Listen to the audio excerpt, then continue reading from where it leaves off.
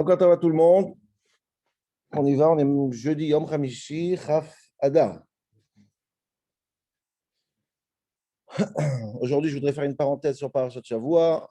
On va prendre le premier shiur sur la série de shiurim sur la Gada de Pesach. Ezrat Hashem, j'espère qu'on aura quelques shiurim. Donc, mettez de côté les Chumashim. Et on commence à préparer notre Seder de Pesach. Ok, donc ça va être ça aujourd'hui. Ok.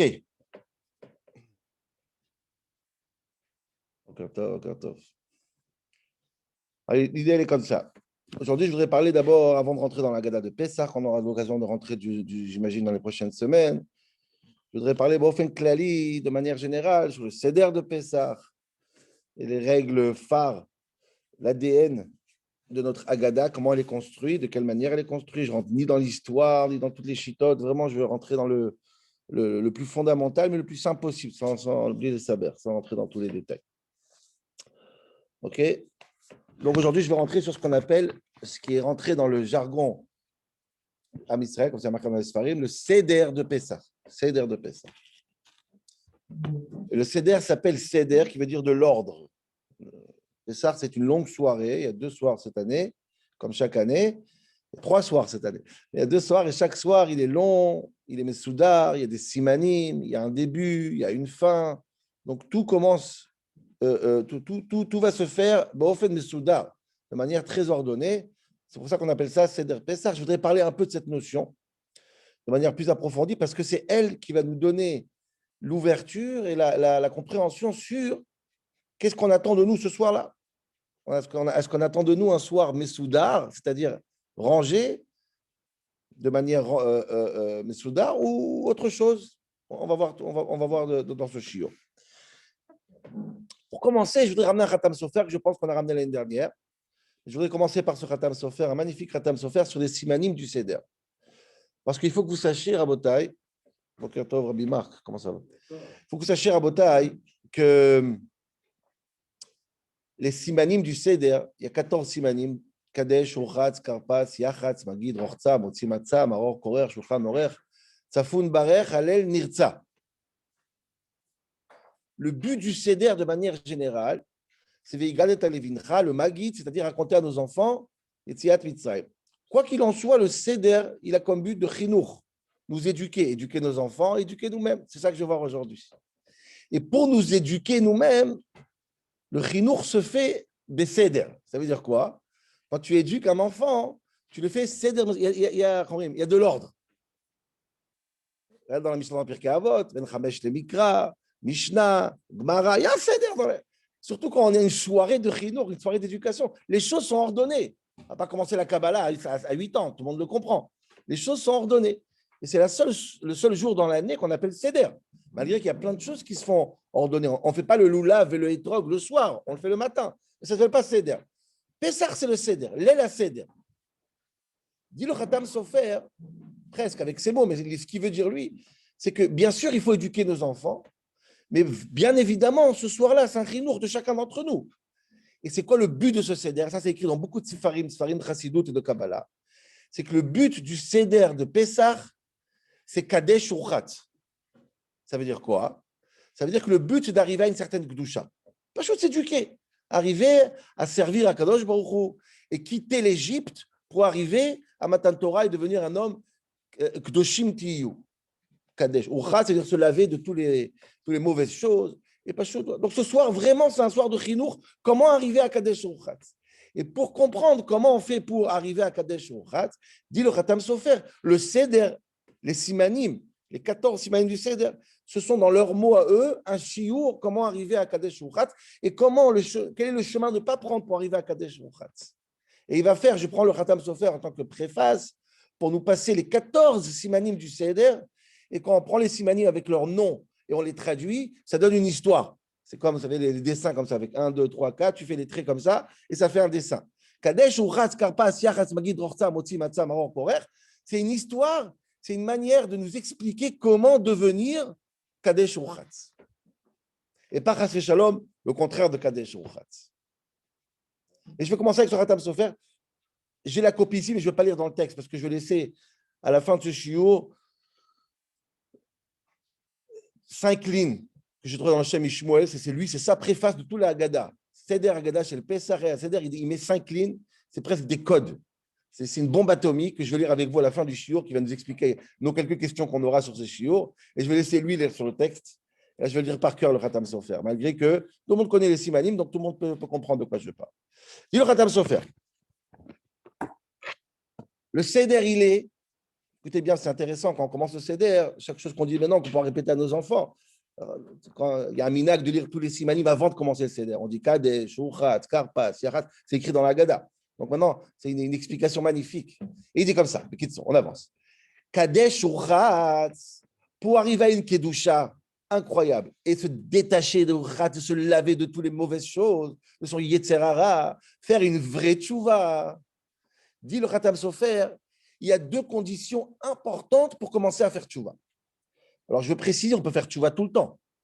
Mais une bonne tchouva qui va tenir bien, qui va t'amener à une vraie kedusha et te débarrasser au rat de ce yetzara qui vient, qui tente. On ne peut jamais se débarrasser réellement. Mais vraiment faire une tchouva apaisante et pas une tchouva qu'on va voir tout de suite superficielle. Kadesh ou rat, il y a 2 conditions. Première condition, je dis en français, après je dis comment ça rentre dans les mots de Simanim. Première condition, dit le Khatam Sofer, c'est de faire tchouva quand on est jeune. Alors, c'est sûr, pas tout le monde a le choix. Mais quand on a la force, quand on a toutes ses capacités, faire tchouva après la retraite, quand on est fatigué, on s'ennuie. Nous, pourquoi pas aller au collège? On s'ennuie, mais à ma baïa. Qu'est-ce que je vais faire d'autre? Combien je peux regarder la télé? Combien?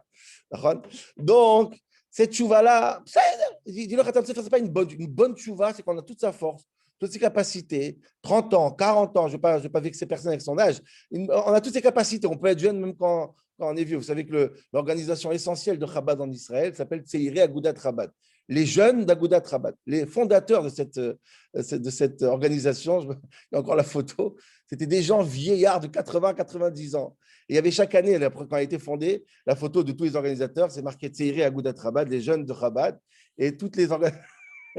Tous des barbes blanches jusqu'à là, c'était hallucinant. On peut être jeune et vieux. En tout cas, il faut avoir ses capacités. Dis le Khatam Sofer, pour faire tchouva, il faut être en forme. Il faut vraiment vouloir faire quand on a toutes ses capacités, on est en activité, on est motivé. C'est hyper important. Ne pas venir par faiblesse, venir par force. Faire de volonté, pas de contrainte. Ça, c'est la première condition. Ou, dit le Khatam Sofer, c'est un parallèle, c'est la même chose, par richesse et pas par pauvreté. Très important ce que dit. C'est-à-dire quoi par richesse et pas par pauvreté? Quelqu'un qui a tout perdu. Il y a une fameuse expression, on dit quelqu'un, quand quelqu'un parle de Mashiach très souvent, quelque part, il a dû perdre beaucoup d'argent. C'est quoi qu'est-ce qui se passe? Quelqu'un, il n'a plus d'argent, il a tout perdu, il veut faire tchouva. Il faut faire quand tu as beaucoup d'argent, quand tu es bien, tu as une bonne situation, tu as ce qu'il faut, et là, tu fais tchouva, ça, c'est une belle tchouva. Dit le Khatam Sofer. Donc, 2 conditions essentielles pour faire tchouva. Encore une fois, je répète, on peut faire tchouva quand on veut. Mais 2 conditions qui font de ta tchouva une belle tchouva, c'est une capacité physique et une capacité financière. Et à ce moment-là, dit Khatam Sofer, c'est quoi la tchouva? C'est très, très important. Je fais allusion à plein de tchouva qu'on trouve aujourd'hui, mais c'est vraiment le derech haemtza, le chemin de la tchouva, la bonne tchouva. Donc, tu viens par force, tu viens par volonté, pas par contrainte. Et c'est quoi une bonne tchouva? Ce n'est pas l'extrémité du Khatam Sofer. On ne fait pas tchouva par extrémité, ça veut dire on quitte le monde, je ne veux rien avoir avec le truc, tout mon argent, je mets de côté, je mets de côté le travail, je m'enferme au collège. Non, ce n'est pas ça une tchouva. Une tchouva du Khatam Sofer, c'est chetzio la Hashem, chetzio la Elokim. Moitié pour Dieu, entre guillemets, et moitié pour l'homme. C'est-à-dire il faut continuer à travailler et rentrer la Gdoucha dans le travail. Mais il faut encore partager sa journée entre Kodesh et Rol. C'est que comme ça qu'on rend toute sa vie Kadosh. Donc voilà les 3 détails très, très importants. Notez bien ce que je dis. L'argent, la capacité physique, comme pour dire la position de force, et surtout ne pas faire quelque chose d'extrémiste, quelque chose qui est raisonnable. Chetzi, chetzi. Le Khatam Sofer, tout ça, c'est dans les premiers simanim de la Haggadah. Kadesh ou Rat, comment tu fais Kadesh? Comment tu rentres Gdusha et Rat et tu te laves du Yetzerara? Car passe. C'est quoi car passe? C'est 2 mots. Car, dit le Khatam Sofer, c'est un jeune garçon. Il s'appelle Car. Il y a des psukim pour ça. Car, c'est le même mot que Roch à l'envers, c'est-à-dire la jeunesse. Passe, pisat bad, pisat c'est l'argent, l'abondance. En hébreu, c'est passe. Car et passe. L'abondance financière et l'abondance physique. Ça, c'est la tchouva. Donc, comment Kadesh Urat, seulement si tu fais ça quand tu es car ou quand tu es passe. Et à ce moment-là, ne sois pas extrémiste. Fais yachat. Coupe la matzah en deux. Chetzi Hashem, chetzi Kadesh Techol. Ne te sauve pas du matériel. Fais yachat. Moitié. Reste raisonnable. Un peu la choule, un peu le bet midrash et un peu le travail. Yachat. Ça, c'est la plus belle tchouva. Comme ça, tu fais Kadesh Urat. Dis le Khatam, oula, il faut que j'avance vite. Dis le Khatam Sofer. Ça, c'est une bonne tchouva. C'est quoi une mauvaise tchouva? Une mauvaise tchouva, c'est une tchouva par contrainte, une tchouva par pression, une tchouva par mode, une tchouva par manque de choix. C'est quelqu'un qui t'impose de l'extérieur, des circonstances qui viennent de l'extérieur. Ça, c'est une mauvaise tchouva. Dis le Khatam Sofer. Si c'est Magid Rorza, pas Kadesh Urchatz, Magid Rorza. Magid, c'est quelqu'un qui te parle, qui te convainc. C'est quelqu'un d'extérieur qui te dit Rorza, fais tchouva, fais, c'est important. Si ça vient de l'extérieur, ça ne vient pas de toi. C'est Magid Rorza. Dis le Khatam Sofer, et je finis vite parce que le temps il avance tellement vite, je n'ai même pas commencé le shiur. Dis le Khatam Sofer, c'est quoi Magid Rorza? Alors il y a trois. Si quelqu'un il fait tchouva par contrainte, il y a trois possibilités possibles. Trois possibilités, trois conséquences possibles à une tchouva qui ne vient pas de l'intérieur. Par pression, par faiblesse, par stress, par recherche de repères. Trois possibilités possibles. Trois possibilités. Première chose, dit le Khatam Sofer, c'est une tchouva qui va faire de toi un homme pas heureux. Ça s'appelle une contrainte constante. Tu vas être tout le temps dans la frustration. Etc. Tu n'as pas fait tchouva vraiment par volonté. Tchouva par manque de choix. Donc, ça va être un cauchemar, ta vie. Sans arrêt, c'est une lutte, le bien contre le mal, le bien contre le mal. Tu n'arrives pas à trouver une paix à l'intérieur de toi. Ça, c'est la première conséquence. Deuxième conséquence du Khatam Sofer, il y en a qui disent, bon, je souffre ce monde-là, mais parce que je sais que dans le monde futur, proche fait tchouva, au monde futur, j'aurai un grand Olam Haba, un grand Gan Eden avec des charcuteries et des entrecôtes et tout ça. Ça aussi, donc leur vie, elle n'est pas fameuse, mais ils pensent toujours après 120 ans, après 120 ans. Ça, c'est une mauvaise tchouva. On trouve souvent chez nous dans ce discours-là. Dans ce monde-là, je souffre ce monde-là pour arriver à un monde futur avec un grand frigidaire rempli, quoi, et des belles grillades. Ça, c'est une deuxième option. Et la troisième option, il y en a qui font tchouva, vous savez pourquoi? Pour avoir un peu de kavod dans ce monde, pourquoi on les appelle? Ah, il a fait tchouva, c'est un tamid racham, on respecte beaucoup les rabbanim. Quand on ouvre une choule, on fait beaucoup d'argent, donc c'est pour ça qu'il ouvre une synagogue. Alors, plein de discours comme ça. C'est des choses qui sont chez Ikrou au Rav, c'est comme ça la Gemara dit, chez Ikrou au Rabbi, qu'on appelle Rabbi. Ça, c'est trois sortes de tchouva qui sont mauvaises. Et ces trois sortes de tchouva n'amènent pas à Kadesh Urchatz. Et ces trois sortes de tchouva, c'est les derniers simanim du Seder. Je répète, Magid Rorza, si ta tchouva, elle ne vient pas de toi, elle s'impose par l'extérieur. Alors, tu as trois choix. Soit c'est Maror Korer, ta vie, elle est Kroucha be Maror, ça veut dire c'est une galère, un Maror toute ta vie. Soit c'est Shulchan Horer Tsafoun Barer. Soit tu attends, Shulchan Horer, c'est une table dressée, Tsafoun cachée, la de Lavo. Tu dis, Bezrat Hashem, après 120 ans, j'aurai un Shulchan Horer. Ça aussi, c'est une tchouva. Soit le dernier, c'est Halel Nirtza. Tu veux qu'on te fasse Halel, on te dit, waouh, t'es un tzaddik, t'es un rabbi. Kol hakavod. Ces trois tchouvas-là, ce n'est pas Kadesh Urchatz, dit le Khatam Sofer. Kadesh Urchatz, seulement c'est Karpas Yachatz. Voilà. Les choses doivent être messoudar. Il faut que ça vienne de l'intérieur et ça monte. Si c'est pour le Shulchan Aruch, si c'est pour le Sheikrul Chorabi, ça c'est un maror. C'est pas une tchouva. C'est pas une tchouva. C'est une tchouva, encore une fois, parce que chaque tchouva est reçue devant Dieu, mais il faut que ça vienne de l'intérieur. Bref, ça, c'est le Khatam Sofer. Je vous ai dit ça pour vous montrer simplement que tout ce céder-là, ça passe vite le temps, tout ce céder-là, ça va être un chemin et une échelle vers la Gdusha et vers le Urchat. Vous allez voir que tout ce que j'ai dit maintenant, en vérité, ce n'est pas très juste. On va voir tout de suite, je vais avancer avec vous. Et pour comprendre comment on fait ce céder, comment on avance,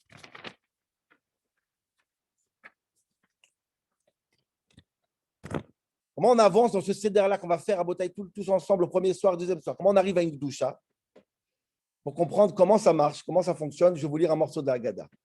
Et il est extraordinaire et j'espère finir. Ouais, je vais finir, je n'ai pas le choix de finir de toute façon. Et ce morceau-là, c'est le premier, c'est la préface du Maguide. Et je voudrais en parler avec vous. On en a parlé beaucoup l'année dernière, mais je vais vous donner un autre point de vue avec un petit ridouche à la fin qui est extraordinaire. La première chose qu'on va dire dans la Haggadah, Rabotai, qu'on a à la maison, et on va revoir ce sujet parce qu'il est plein de questions. Moi, je vais m'arrêter sur 2 questions seulement. C'est le fameux He, Lachma, Anya, Diachalu, Avatana, Be'ara de Mitzrayim. On ouvre la Haggadah, on commence le Maguide. Voici le pain que nos parents ont mangé en Égypte. On a vu un Shem Ishmuel, on a vu des Maral de Prague l'année dernière, on a vu plein de choses. Je vais m'arrêter avec vous juste dans le petit quart d'heure qui nous reste pour comprendre ce passage-là. Une des questions. Ce pain-là, on dit à nos enfants qu'on a mangé en Égypte. Kol dirfin et celui qui est vieux, il peut venir manger. On invite tout le monde à manger. Kol dirfin et iftar, celui qui n'a pas les matzot qui viennent à la maison, etc., etc. Et la fin de ce passage, je vais réfléchir avec vous la fin de ce passage. Ashata acha, les shana haba be'ara d'Israël. On dit au Seder, cette année on est là, l'année prochaine on sera en Eretz Israël. Ashata avde, cette année nous sommes des serviteurs. Et shana haba benechorin, l'année prochaine on sera libre. Ça c'est ce qu'on dit dans l'Achmania. D'ailleurs, une question, je vois des questions en bas, j'essaie de répondre à la fin, mais c'est une question la plus aucun rapport. J'ai cherché combien de chansons ont été écrites sur ce L'Achmania. Combien d'air il y a sur l'Achmania? Je pense 0. Je ne sais pas. Regardez sur YouTube, c'est très marrant. Combien il y a Veishé Hamda? Des centaines de Veishé Hamda. Et l'Achmania, il n'y a pas eu, je vous modifie s'il y a des compositeurs ici, il n'y a pas beaucoup d'Achmania du tout. C'est très marrant. Pourtant, c'est vraiment le début du Seder. Comme si c'est révélateur de quelque chose. Il y a un problème dans ce L'Achmania. C'est quoi le problème? Moi, je vais parler d'un problème très important que je pense qui est très troublant. C'est comment on finit ce L'Achmania. Rabotaï, ce soir du Seder, c'est supposé être le soir où on annonce à nos enfants qu'on est sorti d'Égypte. Tu annonces à tes enfants que ce soir, c'est la sortie d'Égypte. Et qu'est-ce que tu dis dans l'Achmania? Exactement le contraire. Ashata acha. Chers enfants, cette année, nous sommes tous ici en Galoute. Les Shana Abba, l'année prochaine, Be'eretz Israël. Ashata avne, cette année, on est tous des serviteurs. Les Shana Abba, Benechorim. Alors, qu'est-ce qu'on fait? On se lève, on arrête le Seder? On remet le menton, on part. Prends, on mange la matzah, prends, on mange la coudée, prends, on fait la fête. Je pensais que ce soir, on est sorti d'Égypte. À Chata, cette année, on est sorti d'Égypte. Non, quelle déprime totale. Je vous annonce, à Chata Acha, à Chata Avde. Cette année, nous sommes des serviteurs. Peut-être l'année prochaine, mais je m'en fous l'année prochaine. Moi, je vais vivre l'année prochaine. Qu'est-ce qui c'est qui va vivre cette prochaine? Il y a le corona sur Terre. Tu sais ce qui va se passer avec moi demain? Tu me parles l'année prochaine? Parle-moi de cette année. On est là avec la batza, on est prêt, là, on est motivé. Benemelachim, le vin. Qu'est-ce que c'est que cette affirmation qu'on commence la Haggadah avec ça?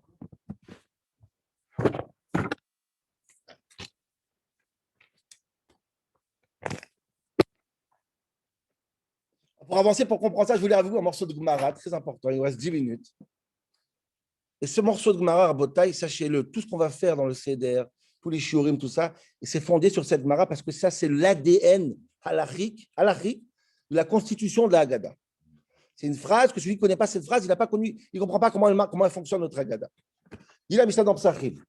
Le fils d'Arato chez le Ben, après que l'enfant il pose les 4 questions, le père il doit apprendre à l'enfant de poser les 4 questions, ça c'est clair. Et après le Manishtana, on commence le Maguide. Dit la Mishnah, pas Gemara, Mishnah, Matril Bignut ou Mesayem Beshvach. Ces 4 mots-là, c'est l'ADN de la Haggadah. Comme ça, il est posé avec le Rambam. C'est comme ça que la Haggadah, elle fonctionne. Ceux qui veulent faire un peu de l'ordre dans la Haggadah, ça veut dire quoi? Toute la Haggadah, de manière générale, elle doit se constituer de 2 étapes, toujours. 2 étapes qui reviennent à chaque fois. C'est Matril Bignut, ça commence par le terrible, et ça finit Pishvar, ça finit par la bonne nouvelle. On commence par le cauchemar, on finit par la bonne nouvelle. Et toute la Haggadah va commencer comme ça. Dans tout, tu trouveras ça. Ashata Acha, Shadabab, Nechorin. J'y arrive. Dit la Gemara. Alors, comment ça marche?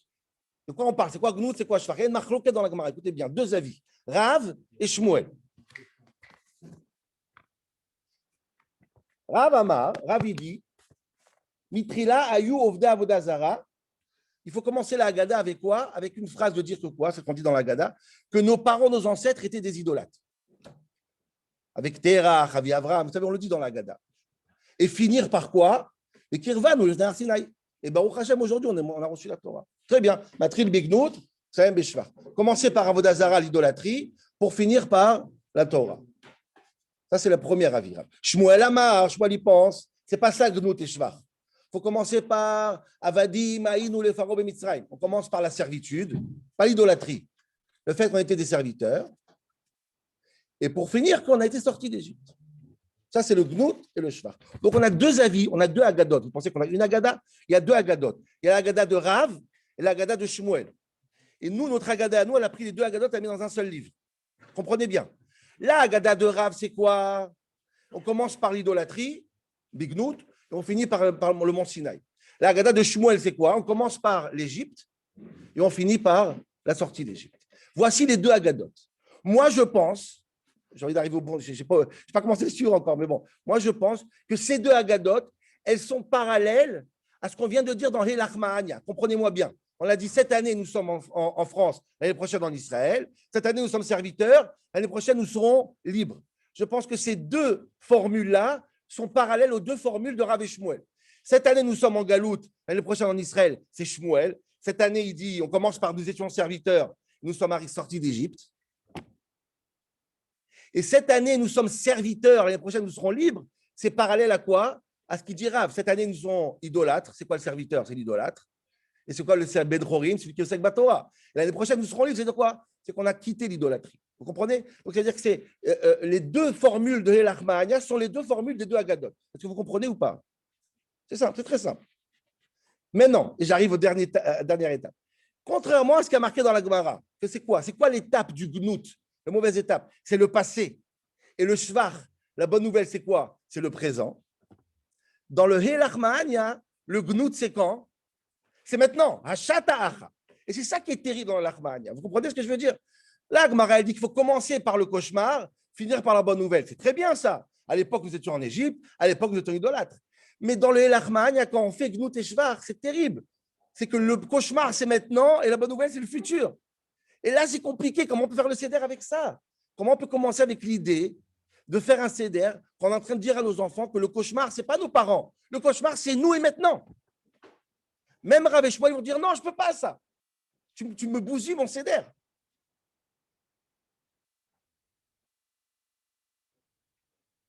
Et c'est ça que je vais ramener aujourd'hui chez Shmuel.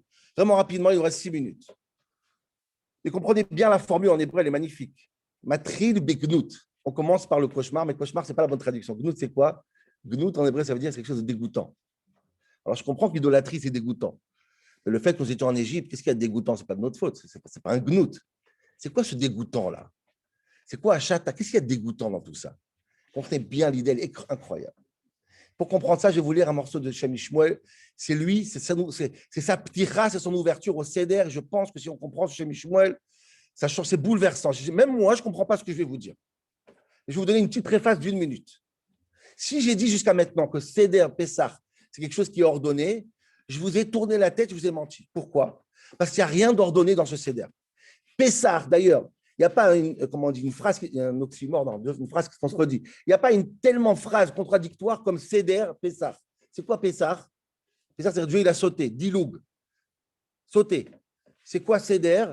Étape par étape, on ne saute pas. Pessah, toute l'ADN de Pessah, c'est quoi? C'est qu'on a été projeté de manière bechipazon, on est sorti d'Égypte par force, pas par étape. C'est pas raisonnable. Wow, on a été arraché. Même les matzot n'ont pas eu le temps de gonfler. Tout est rapide, rapide, rapide, rapide. Et c'est quoi Seder? Seder, c'est la hâte, doucement. Tu fais le pain et après tu sors. Donc Seder, Pessah, c'est une notion très contradictoire. Très, très contradictoire.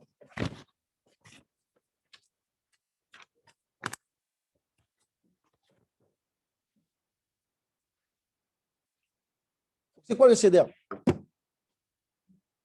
On va lire maintenant. On a 3 minutes pour lire le Shem Shmuel. Je veux dire, c'est hallucinant. Et je pense que c'est ça qui va nous expliquer.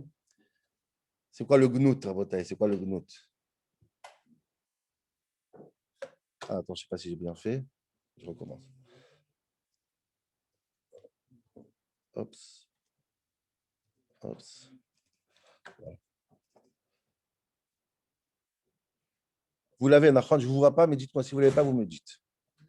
Seder Agadash et le Pessah dans le Shem Shmuel. Écoutez bien ce que je veux dire. Écoutez bien, c'est des mots, c'est presque des codes, mais c'est pas juste une révolution. Dis le Shem Mishmuel comme ça. Tam shenikrea seuda zu seder. La raison que ce soir, le seder s'appelle seder, Amar Adoni Mori Verabi Harim Igour, le Chidush Harim de Gour. Alpi divrei Amar, écoutez bien. She'ein hanissim bemikre, et la sheyesh seder l'anissim. Je traduis après j'essaie d'expliquer cette notion incroyable. Les miracles, contrairement à ce qu'on croit, ce n'est pas un désordre naturel. C'est un ordre spirituel. C'est-à-dire, nous, on pense qu'il y a un miracle, c'est la nature a été désordonnée. Pas du tout. Pas du tout. Le miracle, c'est quoi? C'est un ordre, mais un ordre céleste. Je voudrais rajouter un point. Ce soir-là du Seder, c'est vrai que le soir du Seder, les miracles de Pessah, ils sont énormes. Ce n'est pas quelque chose qui est ordonné normalement. C'est des lumières incroyables. Akadosh Baruch Hu lui-même, il vient nous sauver de l'Égypte. Ce n'est pas Seder, c'est Diloug. C'est extraordinaire. Donc, on peut dire que quoi? On peut dire que le soir de Seder, comme j'ai posé tout à l'heure, le soir du Seder, ce n'est pas ordonné, c'est désordonné. Alze dit le Shem Mishmuel Machnis, li Souda zo Seder Kanal. Les Orot, ils étaient Seder Nifla. Ça veut dire quoi? C'est le plus grand désordre de l'histoire. Les Tiat Mitzrayim, les 10 plaies, l'ouverture de la mer, le plus grand désordre de l'histoire. Le soir du Seder vient nous apprendre que ça, c'est un Seder. Ça veut dire quoi? Oui, pchitout. שלכאורה צריך להיות המרור שבא לזכר וימרו את חייהם קודם למצה שזכרה לגאולה כי השיבוד קודם לגאולה. Si effectivement le soir du Seder il doit être ordonné, alors pourquoi on fait la matzah avant le maror? La matzah c'est la Géoula, et le maror c'est la souffrance. Normalement on va faire la souffrance avant la Géoula. Donc on voit que c'est pas très ordonné. J'explique tout ça tout dans une minute. Ah bah la kol beseder nifla. À kol beseder, après cette expression en hébreu, ne vous inquiétez pas, ce désordre là, à kol beseder. ושם הזה מורגל בפי כל איש והוא אמונה בדברי חכמים שסדרו כן. והוא מותאם ליסוד החג הזה שהוא אמונה ומצה מחלה דמאמנותא. Je voulais que vous voyez dans les mots, je vous expliquer vraiment en une minute. Dit le Shem Mishmuel, c'est incroyable. C'est quoi le Seder? Parce que maintenant, c'est quoi? Qu'est-ce qu'on est habitué? Il y a l'ordre, ça s'appelle la nature. Il y a le miracle qui vient casser la nature. Ça s'appelle un bouleversement de la nature. Pessah, jusqu'à maintenant, je croyais que quoi? Effectivement, on était en Égypte. Et Dieu, il a tout cassé, il a tué tout le monde, il a pris les Juifs, il a sorti Goy Mikerev Goy. Il a désordonné le monde pour sortir ce peuple juif. Dit le Shem Mishmuel, écoutez bien ce que je veux dire. Celui qui pense que Pessah, c'est un miracle qui a désordonné le monde, il se trompe. Rien n'est désordonné. Tout est ordonné. Mais tout est balagan.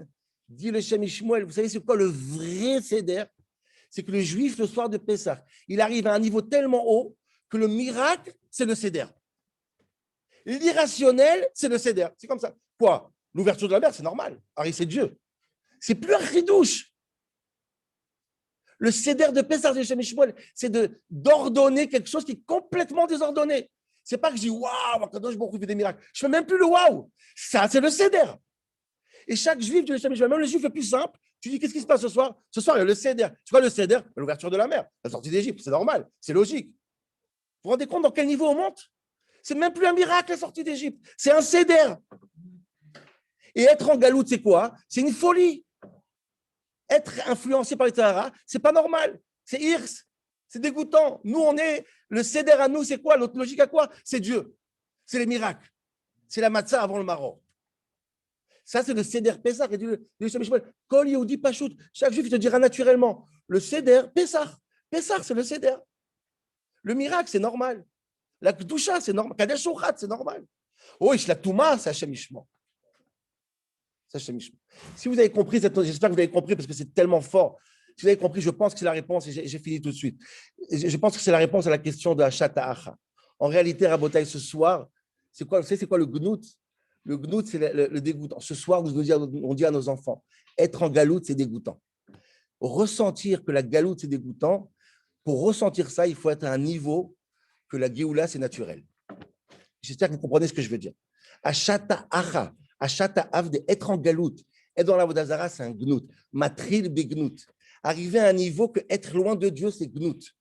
Et ça, on a la capacité le soir de Pessah de nous lever à ce niveau. Le Seder, c'est d'être à côté de Dieu. Être loin de Dieu, c'est un gnout, pas au passé.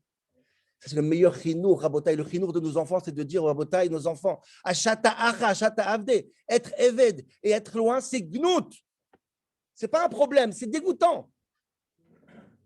Si tu as compris ça, alors les Shana Abba, Barad Israël, alors là, tu commences ton CDR et là, tu peux faire un mamash vigal talevin bayom. Voilà, Rabotai, désolé de passer 2 minutes. Si vous brillez, j'espère que c'est compris, c'est un peu. Voilà, Kol Tov, à demain.